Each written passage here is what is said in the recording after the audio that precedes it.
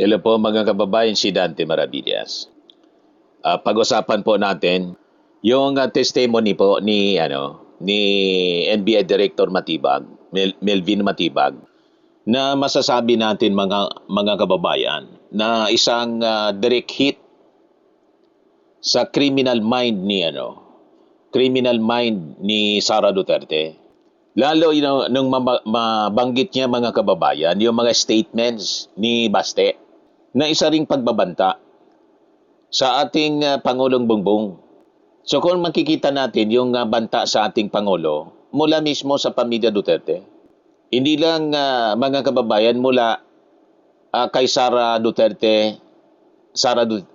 lang, maging mula kay Baste. So sa tapatang ito mga kababayan, sapat na ang mga ebidensya at legal na mga hakbang ni NBI Director Melvin Matibag upang hubaran ang kultura ng karahasan ni Baste Duterte at patunayan ang kanyang marahas na utak ay walang puwang sa isa pong sibilisadong republika. So ano yung legal na depensa, mga kababayan, ni Director Matibag laban sa krimen ni Baste? So yun po yung pagtukoy sa kriminal na pattern. Yung kwento niya tungkol sa Romanov at ang ulo remarks ni Baste. Di ba sinabi ni Baste na walang iba na gusto sila, yung ulo lang ng ating Pangulong Bongbong. Ang ulo lang ni BBM. Na alala ninyo yung statement na yon, mga kababayan. So ginamit mga kababayan ni Matibag sa kanyang testimony ang serye ng pahayag ni Baste mula sa pagbanggit sa brutal na massacre sa pamilyang Romanov hanggang sa linyang isang ulo lang naman ang kailangan namin, yung ulo ni BBM. So sa batas mga kababayan, hindi pwedeng ihiwalay ang mga salita sa isa't isa. May mga ugnayan yan. Binigyang diin mga kababayan ni Matibag na ang pagbanggit ni Baste sa Romanov ay ang konteksto nito at ang paghingi sa ulo ng Pangulo ang aksyon. So, pinatunayan po ni Matibag na ito ay isang serye ng kalkuladong pagbabanta at may matinding masamang intensyon or criminal intent.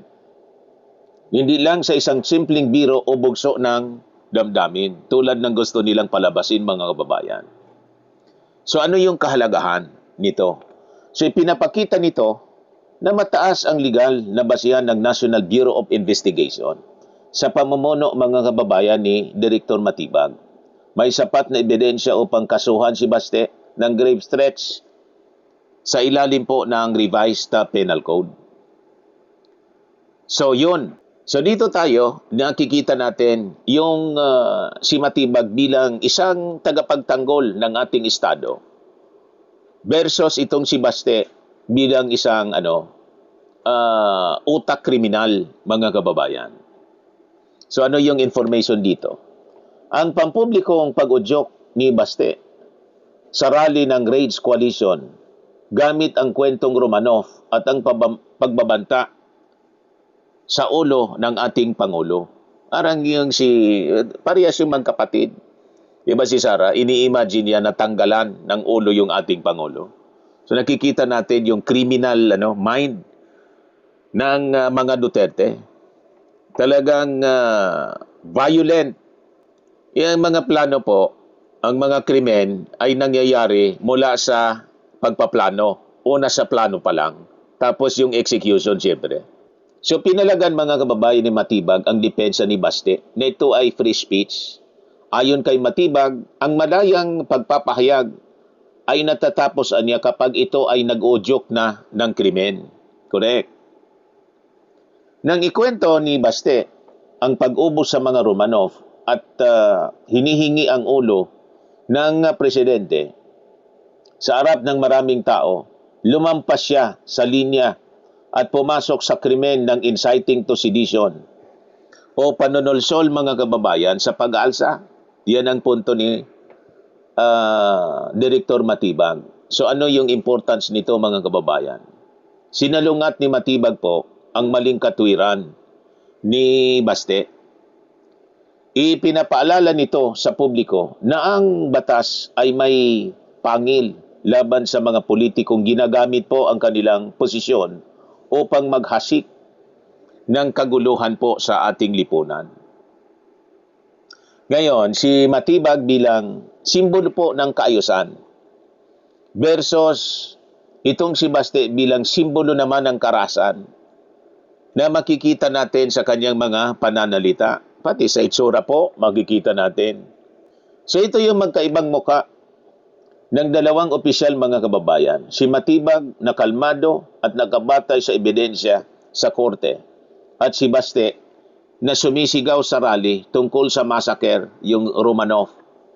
At ang pagpugot sa ulo ng ating Pangulo. Yun ang binubuo niya sa kanyang isipan mga kababayan. So pinapakita dito ang kaibahan ng isang tunay na profesional at isang mapanganib na politiko mga kababayan. Si Matibag ay nagtatanggol sa hustisya at kapayapaan gamit ang mga legal na dokumento. Ngayon, sa kabilang banda naman po, itong si Baste ay nagpapakita ng ugaling kriminal. Makikita ninyo sa kanyang mga pahayag. Buhay sa kanyang isip ang kultura ng patayan at madugong kasaysayan tulad ng Romanov at saka yung EJK ng kanyang tatay. So ano yung kahalaga nito mga kababayan? Ginigising nito ang publiko ng panig ni Matibag ang kumakatawan po sa isang sibilisadong bansa. Yung Pilipinas po. Habang si Baste ang nagnanais na ibalik ang bansa sa panahon ng dahas at takot, parang yung mga ancient civilization po ng mga barbaro. So makikita natin dito yung pagpapatupad ng hustisya versus itong pag-aabuso sa kapangyarihan. So ano yung importanteng bagay dito na dapat nating malaman? Ang paninindigan mga kababayan ng NBI sa ilalim ni Matibag na imbestigahan si Baste kahit ito ay isang nakaupong mayor at anak ng dating Pangulo. Ginamit ng kampo ng mga Duterte ang naratibo na sila ay ginigipit o biktima ng politika. Palaging ganon ang nagiging depensa ng pamilya Duterte. Ngunit, pinalubog ito ng framing ni Matibag sa kanyang testimony mga kababayan na ang batas ay walang kinikilingan. Hindi porket Duterte ang apelyido mo at mayor ka ng Davao, may lisensya ka na para magbanta ng pagpatay tulad ng nangyari po sa Romanov. Masyadong entitled po. Kahit yung kanyang mga supporters, nakita ninyo si Robin Padilla, ini-emphasize niya na yung ini-impeach niya ninyo, ibinoto ng 32 million Filipinos. So ibig sabihin, pag binoto pala ng 32 million Filipinos, kahit may ginawang krimen, hindi pwedeng patalsikin, hindi pwedeng papanagutin. Yun ang kanilang mindset. Ganin din yung kanyang abogado because of popularity ratings na yung ating Pangulo 34%, si Sara 57%. So yun ang framing ng kanilang utak mga kababayan. Kasi popularan niya, pag popular pala, nakagawa ng krimen, wag na nating panagutin, palampasin na lang.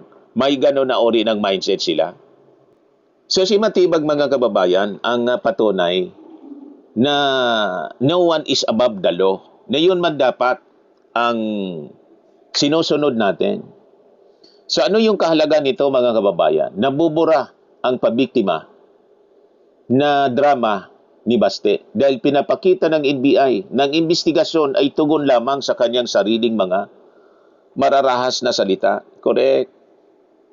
Gawa-gawa nila to itong mga problemang kinakaharap nila. Sarili consequences ng kanilang mga maling mga gawa, mga pananalita, mga pagbabanta. So nakita natin yung pagtatanggol sa Republika laban dito sa planadong destabilization. So ngayon, ang inala po ng NBI sa isang posibleng sabuatan o conspiracy dahil sa magkatulad na naratibo ni Baste at saka ni Sara Duterte. ukol sa pagkuha at pagpugot sa ulo ng ating Pangulo. Si Sara, ini-imagine niyang pugutan ng ulo yung ating Pangulo.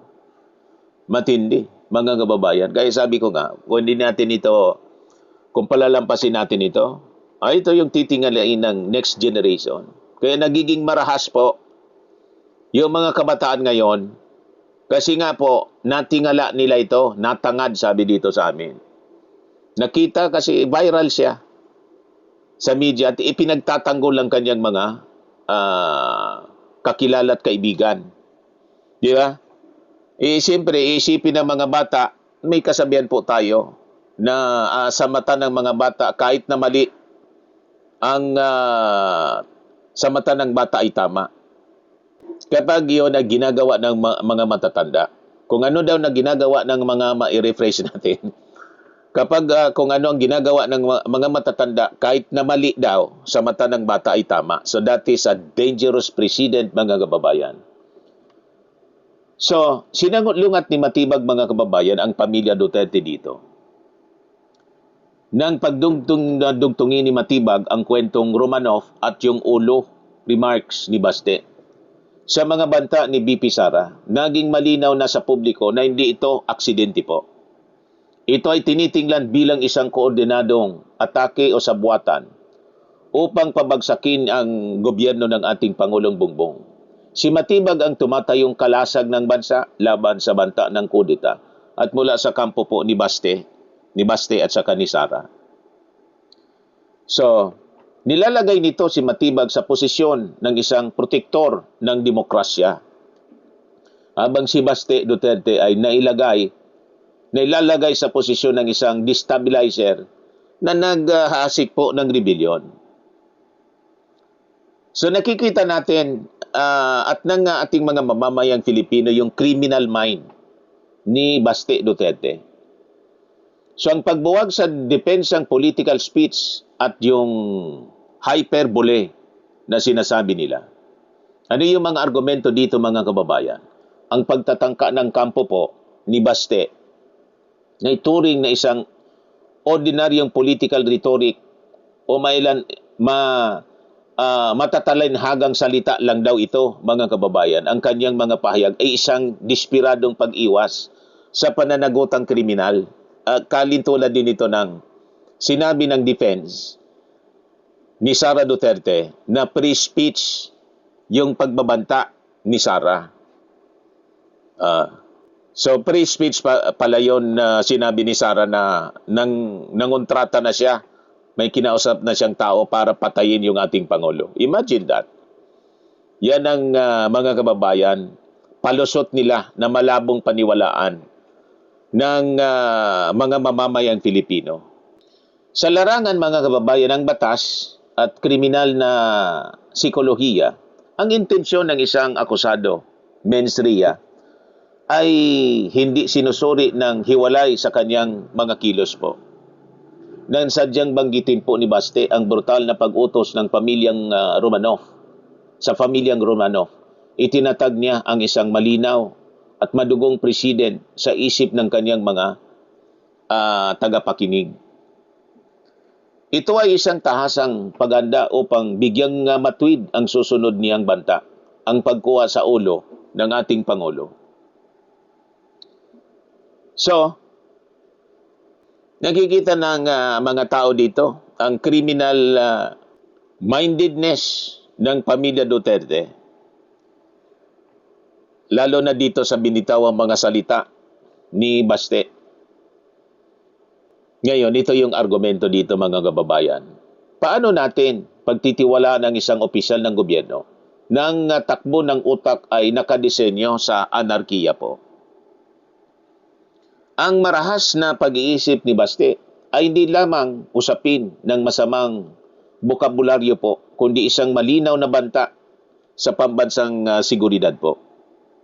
So kapag ang isang nakaupong alkalde ay nagpapakita ng labis na pagkahumaling sa mga makasaysayang pagpatay tulad po ng Romanov at ginagamit ito upang bantaan ang pinuno ng Estado tulad ng ating Pangulo, ito ay indikasyon ng isang kriminal na pag-iisip o criminal mind na handang lumabag sa atin pong saligang batas. Yun ang malinaw. So ito pong si Director Melvin Matibag ay hindi namumulitika tulad ng sinasabi nila. Pinipigilan niya ang isang seryosong banta ng rebelyon. Mula po sa isang taong may kapangyarihan ngunit may mapanganib at kriminal na kaisipan. Yan ang katotohanan dyan, mga kababayan. So sa tapatang ito, manindigan po tayo, mga kababayan. Manindigan tayo sa panig ng batas at sa panig ng nakikipaglaban para sa katahimikan ng ating bansa, si NBI Director Melvin Matibag. Kasi po, ang isang leader na may kriminal na kaisipan, uhaw sa ulo ng kapwa, tulad ni Baste, uhaw sa ulo ng ating Pangulong Bongbong, ay wala pong puwang sa isang sibilisadong society at mapayapang republika. Sa mga naghanap ng malinis and spacious fitness gym, pumunta lang po kayo sa aming Colossal Fitness Gym. We also offer Grab Car Rental with our brand new 2023 model ng Toyota Innova. We also accept booking for those who are planning to travel via PAL, Cebu Pacific, and other airline companies, local and international, and bills payment for Meralco Bills, PLDT, Aleco Bills, etc. Ang Colossal Fitness Gym is located at 3rd floor Security Bank Building, Lanco Business Park, Legazpi City, Albay. For inquiries, look for Gilon Maravillas. Contact number 0966-802-0949. Yan yung aming Innova. Lagi na pong matao sa amin. Pati mga foreigners po, tingnan ninyo. Mga British tourists sila. Ang lalaki ng katawan na, mga kababayan, nag-gym sa amin. Ito naman po, Indian National. Ito mga mga European sila. Ito naman yung bago naming product na binibenta online, iGlow Serum. Whitening po siya galing sa South Korea. Tingnan ninyo yung epekto sa aking anak na architect entrepreneur, Riz Maravillas. For inquiries, look for Riz Maravillas on FB. Ito naman po, Firmax Firming and Lifting Cream, pinapahid sa mga pulses in other affected area. Mainam po sa mga pains at paninigas ng mga kasukasuan. Ito po, Automax Radiant Serum. Sa mukha naman yung application. Anti-aging po siya. You will look 10 years younger than your age. Ito naman po yung bagong product naming binibenta online. I am Worldwide Amazing Pure Organic Barley Powdered Drink Mix from Australia. Mainam po ito sa mga cancer patients tulad po nitong si Yuli Tan, isang ovarian cancer survivor. Sabi niya, barley did not just save my life. It gave me a new life. In 2019, Yuli faced the fight of her life through surgery and harsh chemotherapy. I am Worldwide Amazing Pure Organic Barley became her source of strength. It boosted her immune system when she needed it most and gave her the energy to keep going. 100% organic siya, immune system booster, trusted by survivors. For your inquiries and orders, dumiretso na lang kayo sa aking anak na architect entrepreneur, Riz Maravillas. Sa mga mahilig naman po sa mga imported bags and wallets, dumiretso na lang kayo kay Ma'am Eileen Rosales. Eileen Closet, nakabase siya po sa Amerika. Ito yung kanyang live selling every Sunday, 7 o'clock in the evening, Philippine time.